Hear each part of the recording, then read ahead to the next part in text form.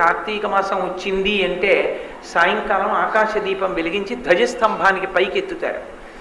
ఆ పైకెత్తేటటువంటి ఆకాశ దీపం ఏదుందో అది కేవలం శివాలయంలోనో కేవలం విష్ణువాలయంలోనో కాదు, శివాలయంలోనూ విష్ణువాలయంలోనూ కూడా ఆకాశ దీపం పైకెత్తుతారు.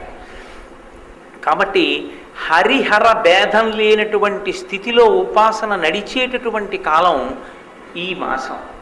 ఈ మాసం ప్రత్యేకంగా ఈ రకమైన ఉపాసన. రెండు, దీపమునకు సంబంధించినటువంటి వైభవం. మూడవది నదీ స్నానం. మిగిలిన మాసములలో మీరు నదీ స్నానం చేశారా చెయ్యలేదా అన్న విషయాన్ని ఎవరు అడగరు. కానీ కార్తీక మాసంలో మాత్రం తప్పకుండా నదీ స్నానం చెయ్యాలి.